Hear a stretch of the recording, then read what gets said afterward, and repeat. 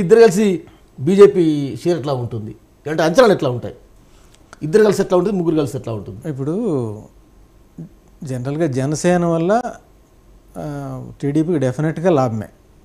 అలాగే ఇది ఎప్పుడు కూడా రెండు పార్టీలు పొత్తు కలిపితే ఒకరికే లాభం అనేది కరెక్ట్ కాదు, ఇద్దరికి మేలు జరుగుతుంది. ఇప్పుడు జనసేనకి దాదాపు 6% పైన ఓట్లు వచ్చినాయి పోయినసారి, కానీ సీట్లుగా కన్వర్ట్ కాల, ఒక సీటే వచ్చింది. అదే పొత్తు ఉండి వీళ్ళ ఓట్లు అంటే తెలుగుదేశం ఓట్లు కూడా అంటే ఇప్పుడు చాలా చోట్ల ఏమవుతుందంటే ఓట్లు ట్రాన్స్ఫర్ కావండి. మీకు చాలా చోట్ల నేను అబ్జర్వ్ చేసింది ఏంటంటే గత ఎన్నికల్లో కూడా జరుగుతుంటుంది, ప్రతిసారి జరుగుతుంటుంది. ఓట్లు ట్రాన్స్ఫరు ఎప్పుడవుతుందంటే కింద స్థాయి వరకు, బూత్ లెవెల్ వరకు రెండు పార్టీల వాళ్ళు సమన్వయంగా పనిచేస్తే గెలుపు డెఫినెట్గా అవుతుంది. అదే మీరు నేషనల్ స్థాయిలోనో లేకపోతే రాష్ట్ర స్థాయిలోనో నాయకులు ఊరికి అగ్రిమెంట్ చేసుకొని ఆ ఇన్ఫర్మేషన్ జస్ట్ అంటే కిందకి కనుక పాస్ ఆన్ అవ్వకపోతే, కార్యకర్తలు కలిసి పని చేయకపోతే రిజల్ట్ రావు. అలాగే తెలుగుదేశానికి కూడా 2019లో ముగ్గురు విడివిడిగా పోటీ చేశారు. బీజేపీ నుంచి బయటకు వచ్చారు, ఎన్డీఏ నుంచి. జనసేనతో కూడా కలిసి పోటీ చేయలేదు, విడివిడిగా పోటీ చేశారు. వాళ్ళ దృష్టిలో దానివల్ల దెబ్బతగిలింది అనేది వాళ్ళ అంచనా ఉండొచ్చు. ముగ్గురు దెబ్బతిన్నారు. ముగ్గురు అంటే ఏం లేదండి, ఇప్పుడు బీజేపీకి దెబ్బ పెద్దగా ఏం లేదు, ఎందుకంటే వాళ్ళ ఓటు బ్యాంక్ పెద్దగా లేదు. మన రాష్ట్రంలో పరిస్థితి, ఆంధ్రప్రదేశ్లో పరిస్థితి ఏంటంటే బీజేపీకి పెద్ద ఓటు బ్యాంక్ లేదు, కానీ వాళ్ళకి ఈ తెలుగుదేశము జనసేనతో పొత్తు వల్ల వాళ్ళకి డెఫినెట్గా ఒక సీటు కూడా లేని చోట 4 సీట్లు వచ్చే అవకాశం అయితే ఉంటుంది. Right sir, right. రామ్నాథ్ గారు, మీకు బీజేపీకి 2% మాత్రమే ఓటు షేరింగ్ ఉంది. లాస్ట్ టైం కూడా కొంత 0.8 అంతే. ఈసారి కొంచెం పెరిగినట్టు నిన్నటి 1% అంటే పార్లమెంట్ ఎన్నికలు కలిసి వస్తున్నాయి కాబట్టి యాజ్ పర్ మై. తర్వాత కాంగ్రెస్ కూడా 2.7, అది కూడా అంతే రేంజ్లో ఉంది నేషనల్ పార్టీస్. అంటే నేనేమంటానంటే ఇప్పుడు కాంగ్రెస్ పార్టీ ఈరోజు 2014, 2014, 2019 ఎన్నికల్లో చాలా నామినల్గా ఆంధ్రప్రదేశ్లో వాళ్ళ ఎగ్జిస్టెన్స్ చూసినాం. అంటే అటు అసెంబ్లీలో కానీ అటు పార్లమెంట్లో కానీ ఒక్క ఎమ్మెల్యే స్థానం, ఎంపీ స్థానం వాళ్ళు గెలుచుకోలేదు. వాళ్ళకు ఉన్నటువంటి ఓట్ బ్యాంక్ కూడా కేవలం 1.18% ఉంది. నేను మన గత చర్చల్లో కూడా చెప్పినాను, ఆంధ్రప్రదేశ్ ఎన్నికల గురించి మాట్లాడితే ఖచ్చితంగా 2019 స్టాటిస్టిక్స్ తీసుకున్నప్పుడు ఆ రోజు వైఎస్ఆర్సీపీకి 49%, టీడీపీకి 40%, జనసేనకు ఓవరాల్గా 6% పోలింగ్ ఓట్ వస్తే జనసేనకు 7.2% వచ్చింది. అంటే కంటెస్టెడ్ చేసిన స్థానాలు చూస్తే అంటే జనసేన 131 స్థానాలలో పోటీ చేస్తే దాదాపుగా వాళ్ళకు ఒక స్థానంలో గెలిచిండొచ్చు, కానీ వాళ్ళకు పోటీ చేసినటువంటి స్థానాల ప్రకారం తీసుకుంటే వాళ్ళది 7.3% ఓట్ బ్యాంక్ ఉంది.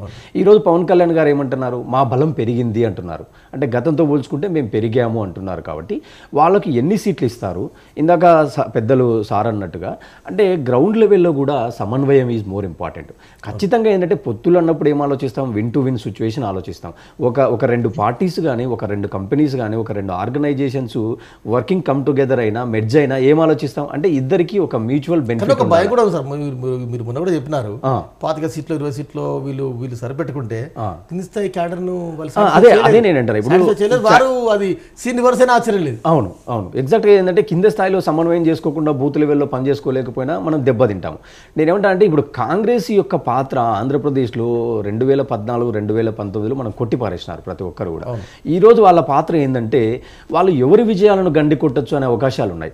మనం ఎంత చర్చలు చేసినా హిస్టారికల్గా కానీ ఇప్పుడు కానీ ఈరోజు నిన్న మనకు టైమ్స్ నౌ, ఇండియా టుడే సర్వేలలో కూడా సీట్ల విషయాలను మనం కాసేపు పక్కన పెడితే పర్సెంటేజ్ ఆఫ్ ఓట్లు చూసినప్పుడు కూడా వాళ్ళు ఎంత ఇస్తున్నారు, 44, 42 ఇట్లా. అంటే ఆ రెండింటి మధ్య డిఫరెన్స్ చూస్తుంటే 4 to 5% కూడా లేదు.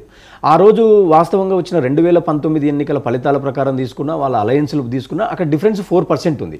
కాంగ్రెస్ పార్టీ ఈరోజు కమ్యూనిస్టులు ఎక్కడున్నారు, ఇండియా కూటమిలో ఉన్నారు.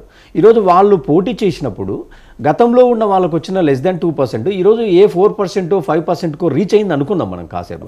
అప్పుడు ఖచ్చితంగా ఏదైతే ప్రభుత్వ వ్యతిరేక ఓటు ఉందో, యాంటీ ఇన్కంబెన్సీ ఓటు ఉందో, అది ఇక్కడ ఉన్నటువంటి కూటమి టీడీపీ, జనసేన, బీజేపీ కూటమికి చేరాల్సినటువంటి ఓటు ఒకవేళ కాంగ్రెస్లు, కమ్యూనిస్టులు చీల్చినారు అనుకుంటే అప్పుడు ఖచ్చితంగా అది అధికార పార్టీకి హెడ్జ్ అవుతుంది అనేది కూడా మనం ఇక్కడ చూడాల్సి ఉంటుంది. ఇంకోటి ఏంటంటే కమ్యూనిస్టులు కూడా గతంలో లాస్ట్ సారి వాళ్ళు 7 స్థానాలలో పోటీ చేశారు. వాళ్ళ ఇద్దరిని కలిపినా కూడా ఓటు పర్సెంటేజ్ లెస్ దెన్ 1%. కాకపోతే వాళ్ళు ఒక 7 స్థానాలలో పోటీ చేశారు. 7 స్థానాలలో వాళ్ళ యొక్క ఓటింగ్ శాతం దాదాపుగా 8% పైన వాళ్ళు ఓట్లు గెయిన్ చేయడం జరిగింది. అంటే వాళ్ళు కూడా ఖచ్చితంగా ఏదో ఒక జిల్లాలో కనీసం ఒక 5-6 స్థానాలలో వాళ్ళు కూడా ఇన్ఫ్లుయెన్స్ చేయగలరు.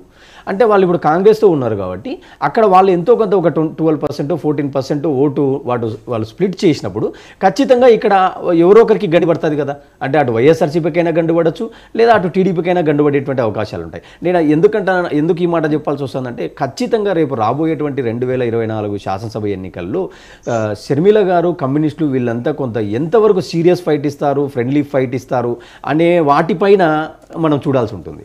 Yes right. జగదీష్ గారు ఓవరాల్గా పొత్తులు ఇప్పుడు TDP Janasena okay, BJP add అయితే దాని స్వరూపం ఎట్లా ఉంటుంది? బీజేపీ యాడ్ అయితే ఖచ్చితంగా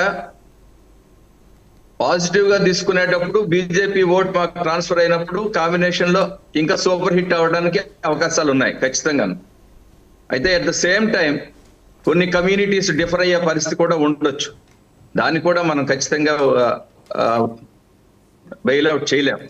సో ఇలాంటి పరిస్థితుల్లో అయితే ఏంటంటే ఇవాళ మామూలుగా తీసుకున్నప్పుడు కూడా రీసెంట్ టైంలో ఏంటంటే మోడీ గారి తాలూకు ఇది ప్రభంజనం కొంచెం ఉంది, పాజిటివ్ గా ఉంది, చాలా ఆస్పెక్ట్స్ లో పాజిటివ్ గా వస్తుంది. కాబట్టి ఖచ్చితంగా